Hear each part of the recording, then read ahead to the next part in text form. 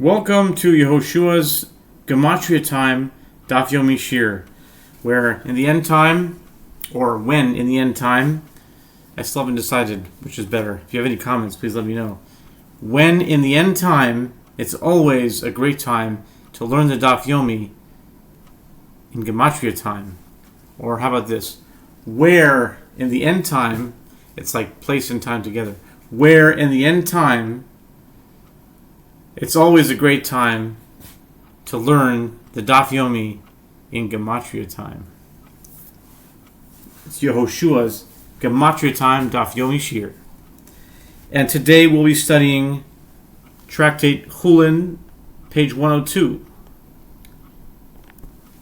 And the Gematria-Time Daf Yomi is a new spin on Daf Yomi learning. I like to call it Gematriatic Daf Yomi learning, or the Gematria-Time Daf Yomi Shiur. And the idea is to get a few words that are very common. They come over and over again. They're fundamental words of the Talmud, and a few words on each side. So for side A, today on side A, which is called Amud Aleph of 102 of Chullin, we have the words V'Rabbanan Savri, and the rabbis hold, the rabbis learn. I wouldn't say that's as common as the other ones, but it's pretty common. Rabbanan Savri equals 580. Another word we have on side A, it's a group of three words, and this is extremely common, probably up there with the top 10 or top 20 most common phrases in the Talmud. And it's even become used in popular jargon, popular like yeshivish, Litvish, yeshiva world parlance, is Ein Hachinami. Ein Hachinami means indeed, that is also the case. That's also true. Meaning, indeed, that's true. That's so. You'll find that if you, in the yeshiva world, you'll find people talking and they'll say, "Well, what about this? Couldn't we do this?" And then the other guy will say, "Ein Hachinami, of course. Yeah, Ein Hachinami, sure, yeah, that could be. Yeah, I agree. That this also could be. In means yes, which is not to be confused with ein. Ein, you would think, is not, because in Hebrew the word ein means no, but in Talmudic or Rabbinic Hebrew the word in means yes. In, hachi nami, also here, meaning yes, also here. Okay, ein hachinami has a numerical value of 196, which happens to equal Yam Suf. So, also, Yam Suf. I don't know, some of them have a connection, but 196 is equal to Yam Suf, is also equal to Ein Hachinami. And another one is also pretty common, but not as common. Yeah, it's actually pretty common. Tanya Nami Hachi. It means we learned in a Braita also like this. Like it basically, when the Gemara wants to give a supporting proof from a Braita, it will first say Tanya Nami Hachi. We also learned in Braita like this. And the numerical value of Tanya Nami Hachi is equal to 596, which equals Yerushalayim. I don't know if there's a connection at all, but maybe we also learned a Braita like this in Yerushalayim. Who knows? And with that, we'll start. And I think what I've been doing is giving the words for each page on every Amud. So with those words, keep those in mind, because they will come up again. Not in a galaxy not too far away. So here we are, 102, top of the page, with the words Lo Tochal Nefesh Im Basar. And with this, I'm not doing any context. It's just every new page is a new page, and I'm not reading from the page before. So, Lo Tochal Nefesh Im Basar Yehuda.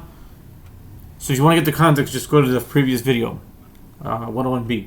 Lo Tochal Nefesh Im Basar Yehuda V'Rabbi Eliezer Savri.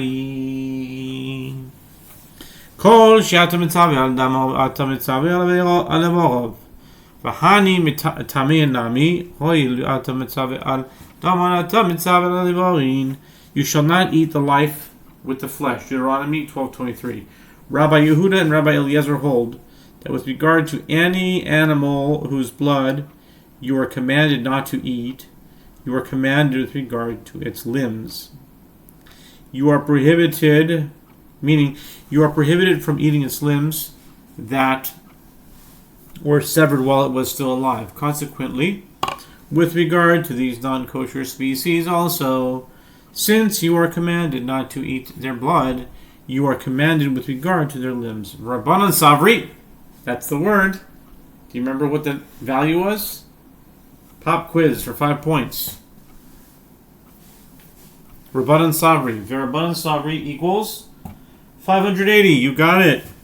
Rabbanan Savri. The Rabbanan holds, the rabbis hold, Lo tochol hanefesh ima basol, ela basar lechodei, kol shebasar mutar ata mitzav alivarov, v'chol she'ein basar mutar ein ata mitzav alivarov. And the rabbis hold that the verse indicates, and you shall not eat the life with the flesh, Deuteronomy 12:23, but rather you shall eat the flesh alone, meaning when the animal is no longer alive. Consequently, with regard to any animal whose flesh is permitted when it is slaughtered, you are commanded with regard to its limbs, meaning you are prohibited from eating its limbs that were severed while it was still alive. But with regard to any animal whose flesh is not permitted when it is slaughtered, you are not commanded with regard to its limbs, meaning the prohibition of eating limbs that were severed while it was still alive does not apply. Rabbi Yehuda lama lekra leise isur ever lichol al isur tuma sheken isur noeg b'bnei noyach. The Gemara asks, but according to Rabbi Yehuda, who holds that a prohibition takes effect upon an already existing less stringent prohibition, why does he need to derive this from a verse? Let the prohibition of eating a limb from a living animal come and take effect on the prohibition of eating meat from a non-kosher animal, as it is more stringent, since its prohibition applies also to descendants of Noah, meaning to Gentiles. Ein hachinami. The Gemara responds, yes, indeed, that is so. Do you remember that one? That's another one of our words. Ein hachinami. Does anyone remember what the numerical value of ein hachinami was?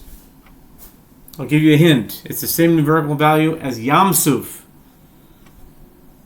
as in Kriyas Yam Suf. Ein hachinami equals 196. Yep. Ein hachinami v'chi yitzrich ra l'lav elazar. The Gemara responds, yes, that is indeed so. Rabbi Yehuda does not need to derive this halacha from a verse, and the verse was necessary only according to the opinion of Rabbi Elazar, who holds that the prohibition does not take effect where there is already existing prohibition, even if the second prohibition is more stringent. Tanya nami hachi. And here is our third expression for the Gematriatic day. Tanya nami hachi is, anybody remember? I'll give you a hint. It's the same numerical value as a very famous city. Some might call it a holy city. Jerusalem. Actually, in Hebrew, Yerushalayim.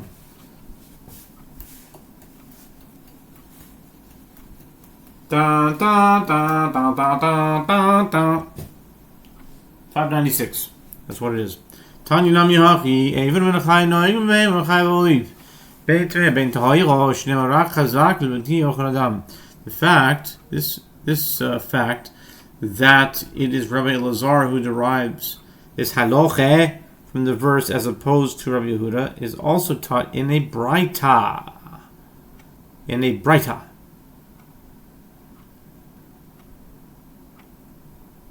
The prohibition of eating a limb from a living animal applies with regard to a limb from a domesticated animal, an undomesticated animal, or a bird, and whether it is a non-kosher species or a kosher species, as it is stated, only be steadfast in not eating the blood, for the blood is the life, and you shall not eat the life with the flesh.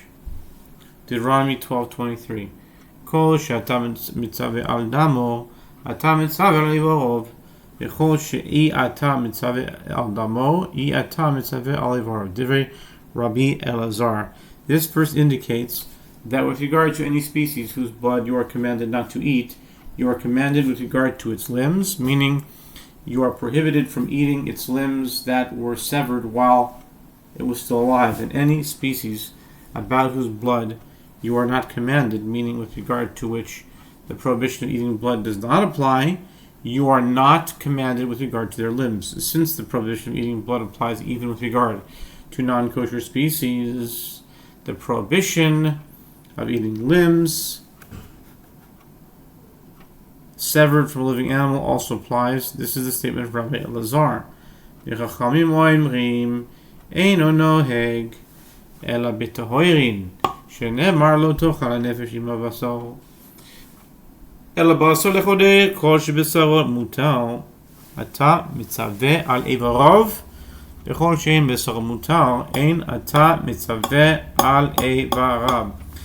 And the rabbis say the prohibition of eating a limb from a living animal applies only to kosher species, as it is stated in the verse, and you shall not eat the life with the flesh, Deuteronomy 12:23, but rather you shall eat the flesh alone, meaning when the animal is no longer alive. Consequently, with regard to any animal whose flesh is permitted when it is slaughtered, you are commanded with regard to its limbs, meaning you are prohibited from eating its limbs that were severed while it was still alive. But with regard to any animal whose flesh is not permitted when it is slaughtered, you are not commanded with regard to its limbs, meaning the prohibition of eating limbs that were severed while it was still alive does not apply.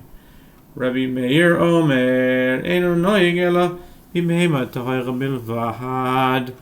Rabbi Meir says that the prohibition of eating a limb from a living animal applies only with regard to a kosher species of domesticated animal, but not with regard to undomesticated animals or fowl, even if they are kosher. The Gemara provides a mnemonic for the different opinions with regard to the name of the sages cited in the upcoming discussion, which is Shmuel, Shela, Shimi. Shmuel, Shela, Shimi. Amar Rabba bar Shmuel, Amar Rav Chizda v'itim Rav Yosef. Amri la Amar Rabba bar Shela, Amar Rav Chizda v'itim Rav Yosef. Amri la Rav bar Shimi, Amar Rav Chizda v'itim Rav Yosef. That's a big, long introduction of rabbis. Okay. Just introducing the rabbis who said this is like 2 lines. Check this out. Rabba bar Shmuel said that Rav Chizda said. And some say that it was Rav Yosef who said the following statement. And some say it was Rabba bar Shela said that Rav Chizda said. And some say that it was Rav Yosef who said, and some say that Rabba bar Shimi said that Rav Chizda said, and some say that it was Rav Yosef who said. What is the reason for the opinion of Rabbi Meir that the prohibition of eating a limb from a living animal applies only with regard to a kosher species of domesticated animal? Amar kra v'zavachta mibikorcho mitzoincha. It is the verse that states, then you shall slaughter of your cattle and of your sheep, Deuteronomy 12:21. This verse is closely followed by the verse that serves as the source of the prohibition to eat a limb severed from a living animal, Deuteronomy 12:23, indicating that the prohibition applies only to kosher domesticated animals. Amar Gidol, Amar Rav, Machloekes b'Yisrael, Avol ben Noach, Divrei Hakol, Muzar Atmein Katehoirin.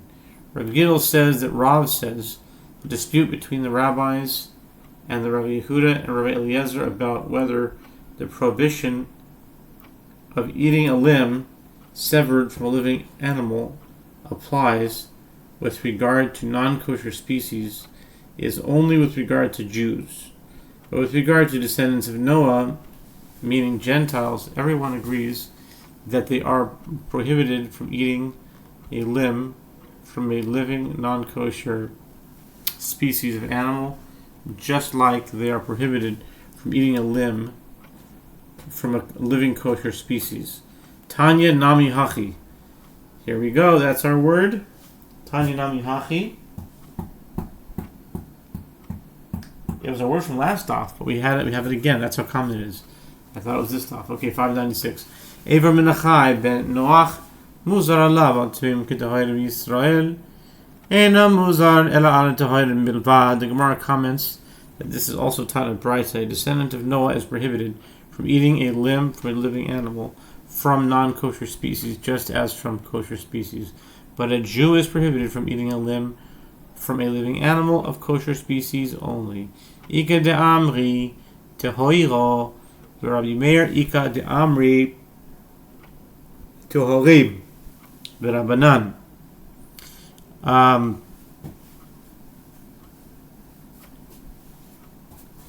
There are those who say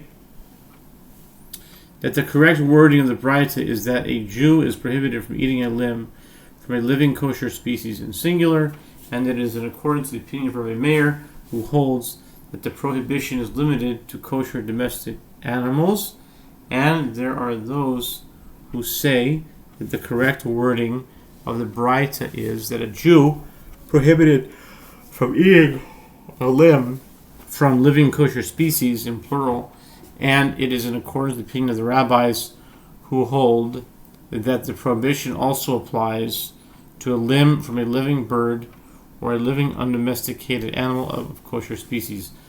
Amar Rav Shezvi Afanan Nami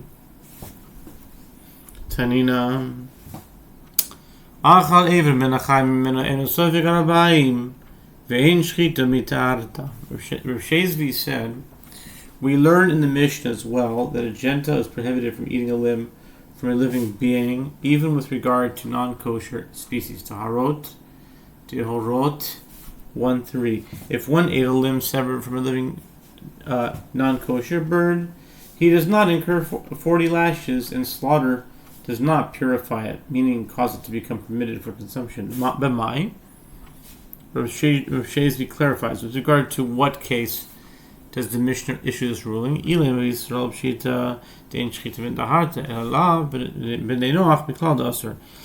If we say that it is referring to a Jew who ate the limb, it is obvious that slaughter is not purified because it is a non-kosher species and cannot be made kosher. Rather, is it not referring to descendants of Noah and teaching that even after the bird is slaughtered, the limb severed while it was alive remains forbidden? By inference, it is clear from the Mishnah that it is prohibited for a Gentile to eat a limb severed from a living being, even from a non-kosher species. Rabbi Mani Bar Patish. We haven't had him for a while. Rabbi Mani Bar Patish. Rami Resha Seifa Umishani Resha B'Yisrael. The Seifa B'Benoyah. Rabbi Mani Bar Patish, who we haven't had for a while, in Daf Yomi. It's been a good. He might be even the first time in Chullin here. I don't remember him before in Chullin. Is he in Chullin? Let's check it out. Now you got me curious. Rabbi Mani Bar Patish. Gotta check this one out. Does anyone remember Rabbi Mani Bar Patish? Does anybody remember Rabbi Mani Bar Patish? Well, we have him in Chullin 102. Rabbi Mani Bar Patish. Yeah, we had him not too long ago. I thought it was longer. We had him in Chullin. We had him back in July. Chullin 85. We had him Take and Chullin 48. We had him back in when else did we have him? But I think that was it. Then it would be a long time. Then we had him in Bava Kama. and we had him in Rimani Bar Patish in Bava Kama. We had him also in Bava Basre, 89. We had him in Bava Kama, 55. And he might have should have just in him a little bit. And then Bava Kama, Bava Basre. I don't see any other. I don't see it. Alright. There you have it, folks. So Rabbi Mani Bar Patish Rami Reisha Seifa Mishani Reisha Yisrael Seifa Bebenoyach. Rabbi Mani Bar Patish raises a contradiction between the first clause of that Mishnah, which states that one does not receive lashes for eating a limb severed from a living non-kosher bird, and the latter clause of the Mishnah, which states that a limb severed from a living non-kosher bird remains forbidden after the bird is slaughtered. The first clause indicates that the prohibition of eating a limb severed from a living creature applies only to a kosher species, while the latter clause indicates that it applies also to non-kosher species. And he answers this contradiction by explaining that the first clause is referring to a Jew, and the latter clause is referring to a descendant of Noah. Amarav, Ever Minachayim, Sorich Kazais. My Taima, this is the bonus. Anyone remember My Taima? 170. My Taima, Chila Kasiva Bay. The Gemara continues discussing the prohibition of eating a limb severed from a living creature. Rav says a limb severed from a living animal requires an olive bulk in order to render one who eats it liable to receive lashes. What is the reason for this? It is because the term eating is written with regard to the prohibition of a limb severed from a living animal, and the definition of eating is the consumption of at least one olive bulk. Masiv Rav Amram. Rav Amram asks a question. Achar, Ever Minachayim Meno, Ein Sofik Al Boim. Ein Shchita Medown, Dom Yisol Gereitach. Being Kazais, Tepuk Reidach of Kazais. Rav Amram raises an objection from the Mishnah cited above in Tohorot 1:3. If one ate a limb severed from a living non-kosher bird, and he does not incur the 40 lashes, and slaughter does not purify it, meaning cause to become permitted. But if it enters your mind that we require an olive bulk in order for one to receive lashes for eating a limb severed from a living creature, that Mishnah must be referring to such a case. Therefore, it should emerge that he is liable to receive lashes because he ate an olive bulk of a non-kosher bird. Kedam Rav Nachman b'mashu basar gidin v'atzamos hachanami b'mashu basar gidin v'atzamos. The Gemara answers, this can be explained as Rav Nachman said, with regard to another issue, that it is referring to a case of eating a small amount of meat together with sinews and bones, and the total volume is an olive bulk. Here also, the Mishnah is referring to a case of eating a small amount of meat together with sinews and bones. Okay? Toshima. Come in here. We learned in the Braise. The Gemara raises another challenge to Rav's statement that one receives lashes for eating a limb severed from a living animal only if he eats an olive bulk. Come in here a proof in this regard, as Rav said, and that concludes 102a.